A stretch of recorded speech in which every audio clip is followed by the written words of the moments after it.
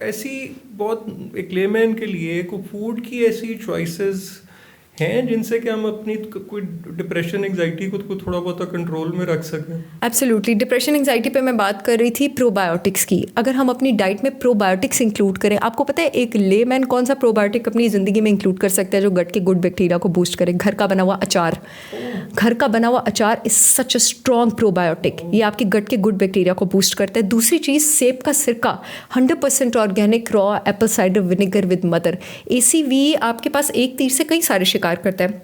Apple cider vinegar is a very strong probiotic. Apple cider vinegar आपकी insulin resistance को reduce करता है, जिस पे हम बात कर रहे थे। शुगर क्रेविंग्स को रिड्यूस करता है। बेली फैट आपका बर्न करता है। और फिर मैं आपको बता रही थी कि 30-35 के बाद आपका स्टमक एसिड कम हो जाता है। Apple cider vinegar everyone after the age of 30-35 should start consuming 2 to 3 drops before breakfast in a glass of water. Boost your stomach acid. मैंने इनफैक्ट जो अपनी भी ब्रांड लॉन्च किया holistic wisdom by Sahar Chawla, मैंने अपने बाकी सारे प्रोडक्ट्स के साथ एप्पल साइडर विनेगर भी लॉन्च किया है, because everybody beyond the age of 35 should have them on their side table. Like अब ये चीज़ें तो एक लेमैन इंक्लूड कर सकते हैं ना।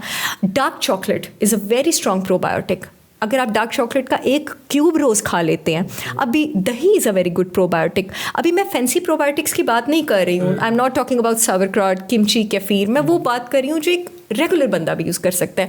कॉटेज चीज़, घर का बना हुआ paneer is a very good probiotic. अब इतना ज़्यादा मैल मार्केटिंग में इसको कहूँगी वेजिटेबल ऑयल इंडस्ट्री की है, जो कि एक्चुअली बहुत ज़्यादा अनहेल्दी हैं। हमने जो हमारे ओरिजिनल हेल्दी चीज़ें थी, जो देसी घी था, उसको हमने छोड़ के उसके ख़िलाफ़ इतनी गलत मार्केटिंग की गई है। और ये सारी पूरी अमेरिकन कार्डियोलॉजिस्ट एसोसिएशन का एक पूरा वो कहते हैं ना पर्दाफाश हुआ था कि उनकी एक कोलैबोरेशन थी ये सारी वेजिटेबल ऑयल इंडस्ट्री के साथ, जिसकी वजह से देसी घी और सैचुरेटेड फैट को बदनाम किया गया। हालांकि animal fat is so good कि दिल की बीमारियां करती है, ब्लड प्रेशर करती है। असल में यही चीज़ें आपको दिल की बीमारियों से बचाती हैं। और ये जो चीज़ें आपको दिल की बीमारियां करती हैं, these are the refined processed vegetable oils. Refined sugar के बाद सबसे बड़ा ब्रेन किलर अगर मैं किसी चीज़ को कहती हूँ तो मैं वेजिटेबल ऑयल को कहती हूँ। अच्छा, ये बल्कि मैंने तो मतलब ये सवाल भी आपसे करना था कि मतलब ऑयल के हवाले से ये जो मिसकंसेप्शन के पहले हम देसी घी इस्तेमाल करते थे, तो वो जब मतलब हम बड़े हो रहे थे पता लगा नहीं देसी घी नहीं इस्तेमाल करना, अब एकदम जो है ना जी वो डब्बे वाले आ गए और उसमें भी होते होते क्या क्या कुछ, अब अचानक अब उन्होंने कहना शुरू कर दिया है कि जी ये तो बहुत नुकसानदेह हैं, ये तो उल्टा आपके हेल्थ के लिए नुकसानदेह हैं। अब फिर से बटर ऑयल और देसी घी, तो ये मतलब ये इसने जो और फिर अच्छा ऐड जितने जो घी के हैं कि जी वो दिल आपका बेहतर कर रहा है, तो दिल को वो हाथों में लेके बैठे। इनफैक्ट मैं जो अपने फेसबुक पे लाइव सेशंस करती हूँ उसमें मैं कहती हूँ जहाँ मामता वहाँ ये नहीं, जहाँ मामता वहाँ देसी घी। जितने भी वेजिटेबल्स ऑयल हैं, sunflower oil, cotton seed oil, मुझे 4 साल हो गए हैं वेजिटेबल ऑयल के अगेंस्ट बात करते और प्रोबायोटिक्स के बारे में बात करते अल्हम्दुलिल्लाह। And I am very happy that now a lot of people are talking against vegetable oils. मैं 2020 से इस बारे में बात कर रही हूँ। जितने भी सनफ्लावर ऑयल है, कॉटन सीड ऑयल है, कैनोला ऑयल है, all of them are hazardous for health. इनमें जो आपके पास फैटी एसिड्स होते हैं, मैं अक्सर अपने क्लाइंट्स को भी एजुकेट करने के लिए कहती हूँ, दोज आर पॉलीअनसैचुरेटेड, पूफा, यानी वो फट जाएंगे। उनमें एबिलिटी ही नहीं है हीट को बर्दाश्त करने की। एक चीज़ का स्ट्रक्चर जिसमें स्टेमिना ही नहीं है कि वो हीट को विदस्टैंड कर सकते हैं, उसमें आप पका कैसे सकते हैं? अब देसी घी में आप क्यों पका सकते हैं? देसी घी, याद रखिए, nature does not make bad fats. देसी घी इज सैचुरेटेड फैट, उसका स्ट्रक्चर अल्लाह ताला ने ऐसे बनाया होता है कि उसमें वो कड़ी नहीं होती है, वो बॉन्ड नहीं होता जिसको तोड़ के हीट का ऑक्सीजन और हाइड्रोजन अंदर एंटर हो सके। जब वो टूटेगा ही नहीं तो डिस्ट्रॉय कैसे होगा? फिर देसी घी की एक और ज़बरदस्त बात ये होती है कि it is enriched with vitamin A, D, E and K। आपके पास ये 4 विटामिन्स हैं जो आपकी विजन के लिए, आपकी रेस्पिरेशन के लिए, आपकी इम्यूनिटी के लिए, आपकी हड्डियों के लिए, आपके दिल के लिए, आपकी सर्कुलेशन के लिए, विटामिन A, D, E के जिसका ना उसका ये सब कुछ छोड़ जाए। आपको पता है कि चारों विटामिन फैट सॉल्युबल है और आप गुड फैट से दूर भागते हैं। देसी घी ना सिर्फ इन फैट्स को जिसमें जज़ब होने में हेल्प करता है, बल्कि इन चारों में रिच भी है। इनफैक्ट मैंने अपना भी 100% ऑर्गेनिक काउ देसी घी लॉन्च किया है, और जो लोग मुझे जानते हैं उनको पता है कि अगर ये ख़राब होता तो डॉक्टर सहर क्यों निकालती देसी घी। So desi ghee is the best way to go. In fact जितने लोग दिल के मरीज़ हैं, जितने लोग मेरे फादर दिल के मरीज़ हैं, मैं घर में उनके लिए देसी घी और कोकोनट ऑयल दोनों ही मेरे अपने, नारियल का भी तेल मैं उनके लिए यूज़ करती हूँ, मैं अपने लिए यूज़ करती हूँ। देख लें, कोई मोटी नहीं हूँ। It does not make you put on weight. In fact आप अपनी डाइट में जितना हेल्दी फैट रखेंगे, फैट आपके इंसुलिन स्पाइक्स होने ही नहीं देती, आपका वेट ही नहीं पुट ऑन होता।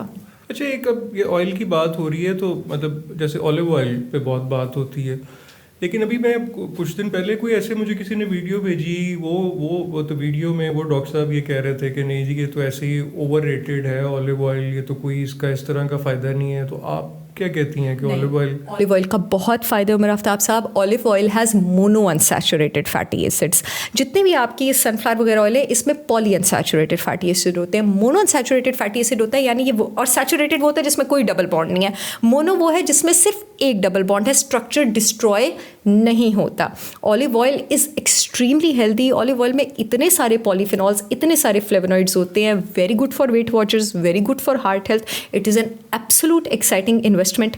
लेकिन मैं कहती हूँ कि जिन लोगों ने कुकिंग करनी है वो देसी घी में इस्तेमाल करें। जिन लोगों ने सैलड्स और सौते करना है they can go for olive oil and coconut oil.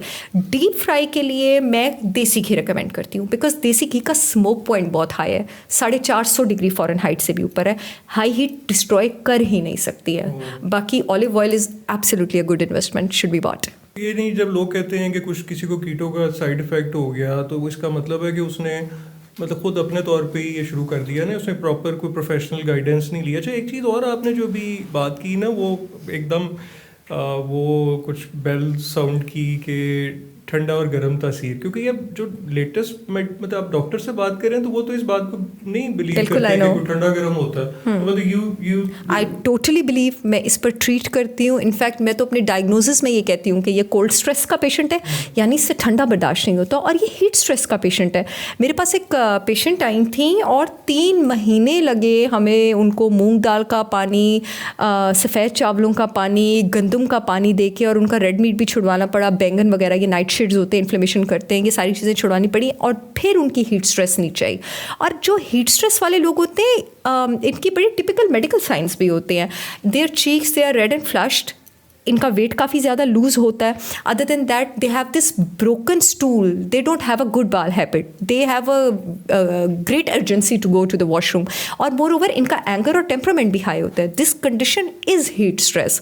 आप एक बार चाइनीज़ मेडिसिन में गोता लगाए ना तो फिर एक तो पहले इतने सारे दिन लग जाते हैं आपको उनकी वो लैंग्वेज समझने में कि वो यिन किसको कह रहे हैं, यांग किसको कह रहे हैं, की किसको कह रहे हैं, you know. But once you are there and once you start categorizing your patients like this, it actually starts working out. But ये again कोई layman I don't think so कर सकता है। somebody who has a medical, because I have a medical knowledge, medical background, post grad PhD मेरा सब है ही biochemistry में, तो it makes me very easy to connect the dots from there कि yes